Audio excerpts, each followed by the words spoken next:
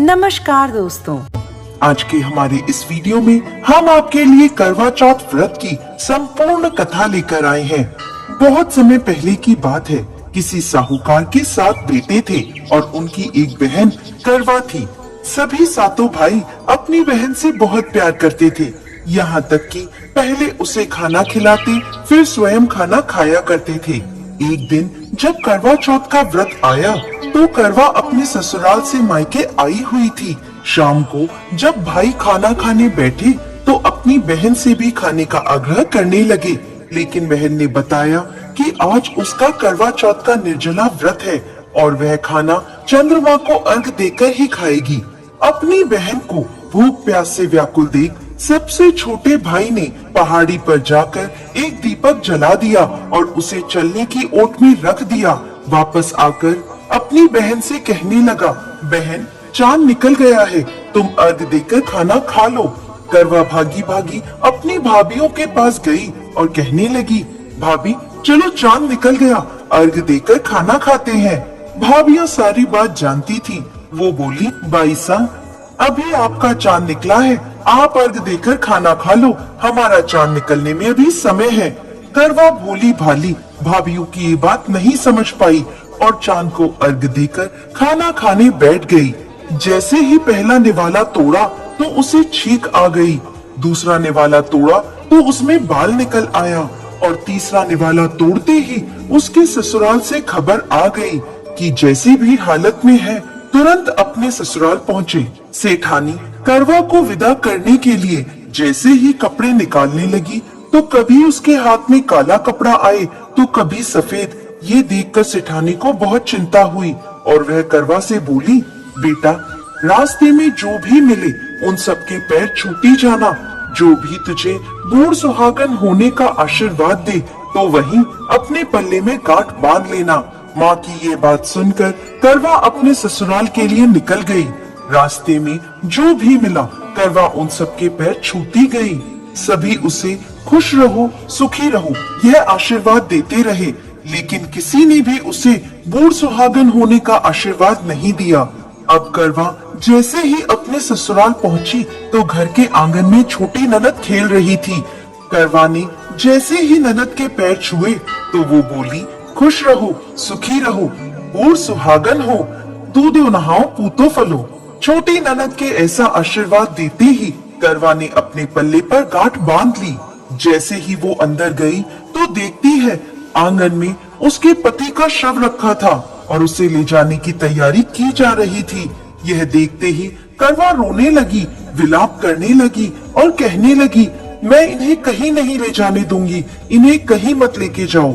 जब कोई भी उसकी बात नहीं माना तो वो बोली, मैं भी इनके साथ चलूंगी। सभी ने विचार किया कि साथ में ले चलते हैं इसको। सभी के साथ करवा शमशान घाट पहुंच गई। जब पति के अंतिम संस्कार का समय हुआ तो वह बोली, मैं इन्हें नहीं जलाने दूंगी। सब कहने लगे, पहले तो अपने पति को खा गई, अब उसकी मिट्टी भी खराब कर रही है, लेकिन करवा ने किसी की एक न सुनी। सभी लोगों ने आपस में विचार विमर्श किया और उसको शमशान में ही एक झोपड़ी डलवा दी। उस झोपड़ी में करवा अपने पति को लेकर रहने लगी। अब करवा सुबह शाम अपने पति की साफ सफाई करती और उसके पास बैठी रहती थी।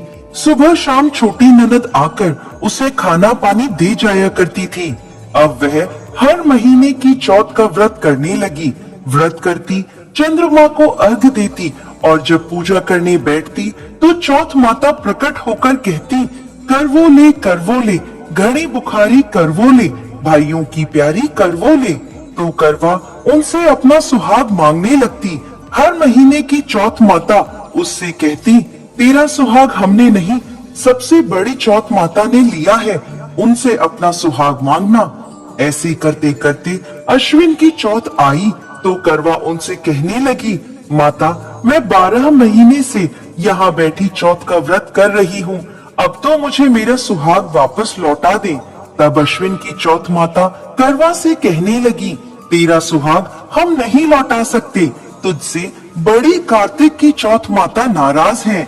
यदि तू अपने पति के प्राण वापस चाहती है तो उनके पैर पकड़ लेना और उनके पैर छोड़ना मत।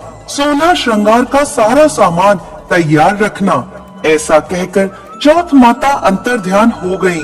जब कार्तिक की बड़ी चौथ आई तो करवा ने अपनी छोटी ननद से 16 श्रृंगार का सुहाग का सारा सामान मंगवाया।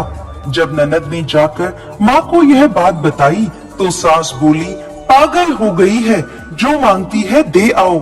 छोटी ननद सुहाग का सारा सामान लाकर करवा को दे देती है।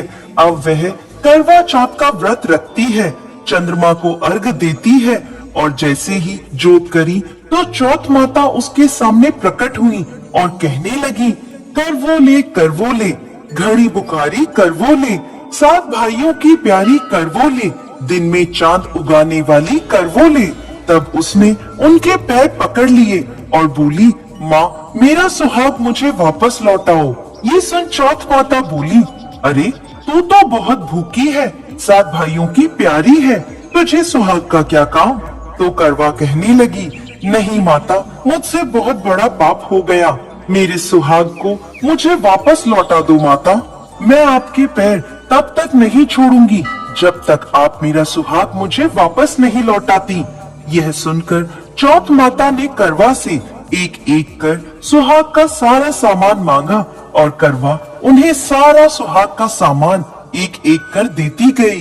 तब चौथ माता उससे कहने लगी, तुझे जरूर व्रत करने की सारी विधि सब बात कोई समझा के गया है।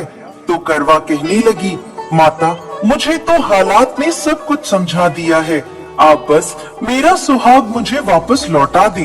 तब चौथ माता ने अपनी आंखों से काजल निकाला, उंगलियों से मेहंदी और मांग से सिंदूर निकालकर उसे करवे में घोल दिया और उस जल से उसके पति को छींटा लगाया। छींटा लगते ही उसका पति जीवित हो गया। जाते जाते चौथ माता उसकी झोपड़ी पर लात मार गई, जिससे उसकी झोपड़ी महल में बदल गई। करवा के सब सुख आनंद हो गया। शाम को जब छोटी ननद भाभी के लिए खाना लेकर आई तो देखती है कि भाभी की झोपड़ी तो कहीं है ही नहीं, उसकी जगह एक बड़ा सा महल खड़ा है। उधर करवा खिड़की में बैठी छोटी ननद के आने की प्रतीक्षा कर रही थी। छोटी ननद को आता देख करवा दौड़ी दौड़ी उसके पास गई और कहने लगी, देखो भाई साहब, आपका भाई जीवित हो गया। घर जाओ और माता जी से कहो कि गाजे बाजे के साथ हमें लेने आए। छोटी ननद दौड़ी दौड़ी माँ के पास गई और कहने लगी, माँ भाई जीवित हो गया। माँ कहने लगी, अब तक तो वो भाभी ही थी, अब तेरा भी उसके साथ साथ दिमाग खराब हो गया है।